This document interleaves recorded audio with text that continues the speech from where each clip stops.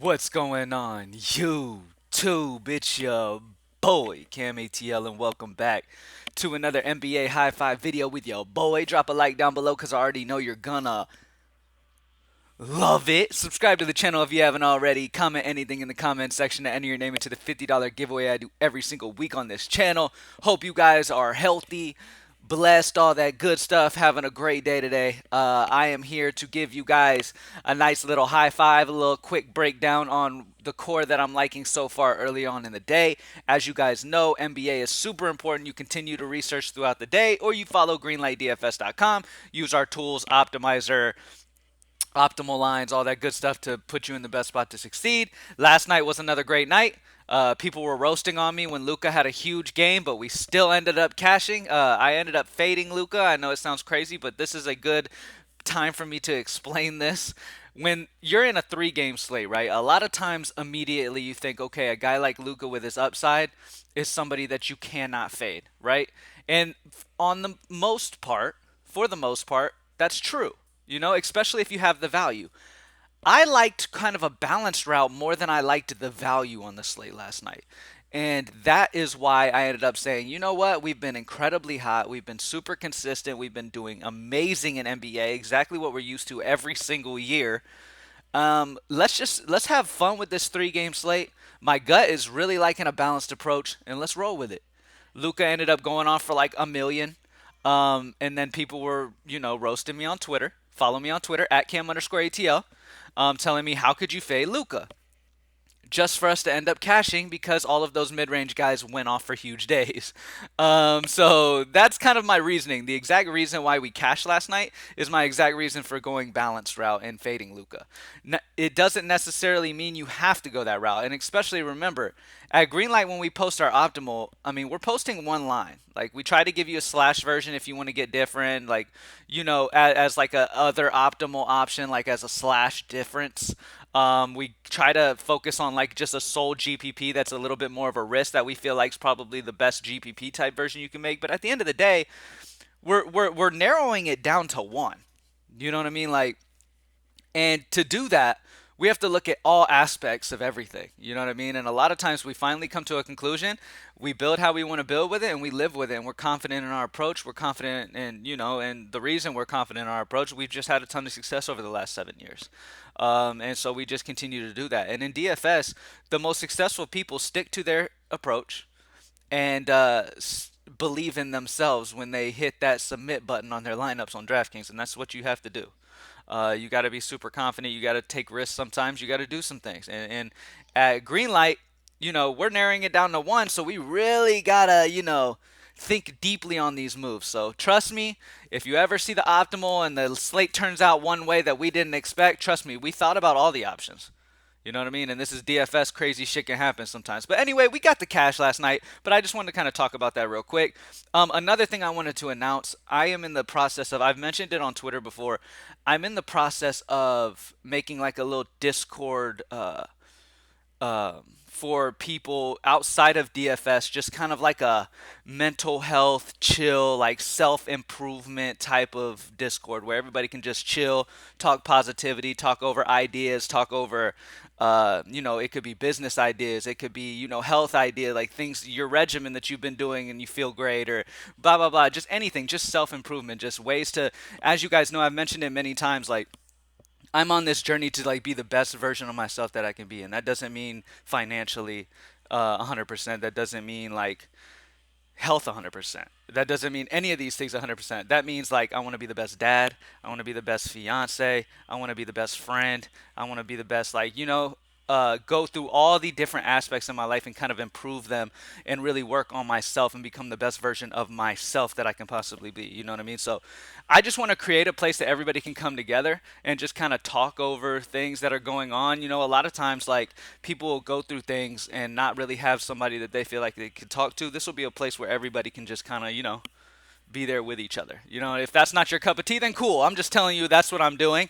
That's something I'm passionate about in my life is, growing as an individual outside of everything else. You know what I mean? A lot of y'all, I don't really talk about my personal life like that much, but for me, I'm 31 years old.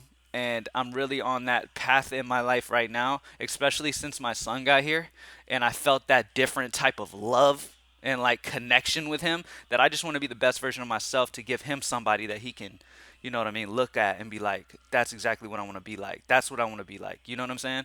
Um, and so that's what I'm on. That's the journey I'm on. And I'm sure everybody in who's listening to this video right now has things in their life that they could improve on. You know what I mean? And in this Discord, there might be people who have actually gone through the same thing and have improved in that aspect and feel better about, how they're going about it. You know what I'm saying? So I just wanted to create like a little family thing that everybody could go into. It's not going to be charged or nothing like that. It's free. We just all can chill in there and talk whatever. It won't be DFS related though. It's just going to be kind of life related. All right. Anyways, let's get straight into it, baby. All right. So first and foremost, in the high five today, the way that I'm liking here, let's start at point guard. One of the guys that I'm liking today is going to be D'Angelo Russell. D'Angelo Russell at 6'4" feels pretty good to me. Memphis is like ranked 26th at fantasy points allowed to point guard, which is a great situation for Russell. At 6'4", it just feels pretty safe. Like I feel pretty good about him getting near 6x or 6x in this matchup here. You know what I mean? So I really like this spot for D'Angelo. I think he's just in a good, solid, safe area to hit that value at 6'4". I really like that spot for him. Let's skip over to center. At center, I'm going right back to a couple Portland guys. All right, so Nurkic I want to talk about, and Grant I want to talk about. Now, when you have Damian Lillard out of this Portland lineup, there's a couple guys who are going to get major bumps. Now, obviously Simons, obviously like guys like Justice Winslow, stuff like that. But Jeremy Grant and Nurkic are two guys that definitely are going to get a big bump here. And this is a fantastic matchup against the Lakers. The only down part that you have to consider here is they played last night, but honestly, they're going to get a break after this game. I think they just play these guys still that 30-plus minutes. I'm not too worried about it. Nurkic at 6'9", going against one of the league's worst against bigs. I mean, he could absolutely feast down low here with his usage increase with Lillard off. Jeremy Grant's been an absolute monster, and he should be priced at 8K, not 7K.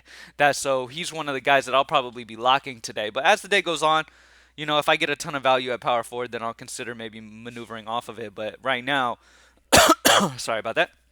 Right now, Jeremy Grant is a spot that I really, really like. So yeah, there's a couple Portland in the high five today, solely off the fact that like their prices are too low, missing a star in their lineup, and in the great matchup against the Lakers. All right. We've got some value, and it's going to be at the utility position. Zach Collins, because it's double center. And that's kind of what I'm liking so far early. I do like a lot of centers. I like Claxton. I like Collins. I like Nurkic. I like these guys. Zach Collins at 4-5 should be starting at center here. Once again, this is a good matchup for centers against OKC. I just feel really good about this one here. Once again, this is a value that feels really, really good. Like you could round him up to 5x, 5K. I still feel good for him over 5x if he's rounded up to 5K. You know what I mean? That's simple. I know I do that a lot. That's like a simple way of me kind of like getting an idea of what I would want out of a guy. So I like to just round up. You know what I mean? So like a lot of times I'll take like a D'Angelo Russell at 6'4", right? I'll round it up to 7K in my mind. Be like, okay, can he get 35? Absolutely. And that's 5X. That's the floor you want in cash at least. A lot of times I'll aim for like a 6X type of level, which D'Angelo can also hit. But that's kind of what I'll just round it real quick. Now, a Jeremy Grant at 7-1, I'm not going to round that up to 8.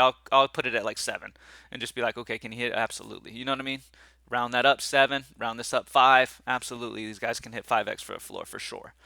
So I really, really like that spot. Now, there's one value guy that I like so far today. That I'm going to put in the high five just to kind of open things up a little bit for you. And that's going to be Kyle Anderson at 3-8. Kyle Anderson should be starting at power forward. As you can see, he's popping heavily for me. I have him at 27 projected points. As the day goes on, I'll be maneuvering things and stuff like that. But Kyle Anderson feels really good. He's expected to start at power forward against Memphis at only 3-8. It's just a very solid spot for Kyle Anderson. I feel pretty damn good for at least. I mean, think about it. Once again, round him up to 4K. We would need 20 for 5X. That's the floor here. You know what I mean? And he's got upside of 30. You know what I mean? So definitely feel like we can hit that 5X floor for sure out of Kyle Anderson. He's just a value out of where like I haven't found a ton of the 3K ranges value that I absolutely love on this slate. Kyle Anderson gives you that, and he allows you to really keep the balance. Look at this, the high five. We have five guys in the high five, right? Not right as like a core, and we still have 7,100 remaining.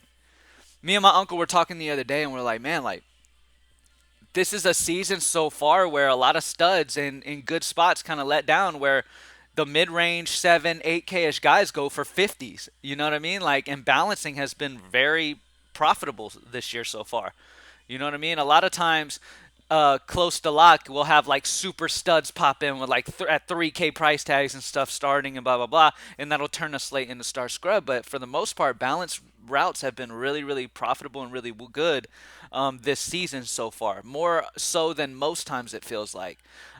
So I really do like, once again, so far we have a lot of studs on this slate, and if we get amazing value as the day goes on, then absolutely you can use them. Like one guy that sticks out is Joel Embiid. Cleveland's without their bigs, like no Jared Allen. Who's gonna stop Joel Embiid down low? Like that's just not even close. But he is 11-4. Like these studs are priced up to the point where they have to go for those 60s. You know what I mean? You need 60 something out of these guys. You need it. So that's kind of why the balance rally kind of feels also good. Another guy, Shai Gilchrist at 10-3. He gives you that huge stud upside for 1,000 less, and against a huge good, a very good spot against San Antonio. So Shai's a spend up that I like. Blah blah blah, whatever. But a lot's going to go on through the day, as you guys know. I like to come in and just kind of give you guys a core to start with, give you guys my feeling on it.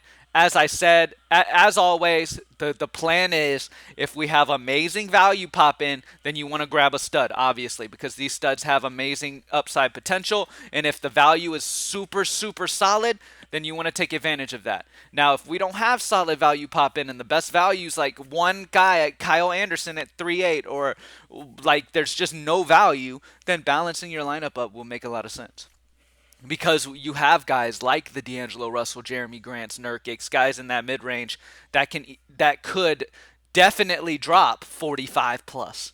And if these guys at 7K are dropping 45 plus, then they're going to be just fine dropping off these studs. You know what I mean? And the perfect example was last night. It was a 3-game slate. Normally, when a Luka goes for 1,000,000 points at high ownership on a 3-game slate, you're done for. Not so. That was not so last night. We ended up smashing last night.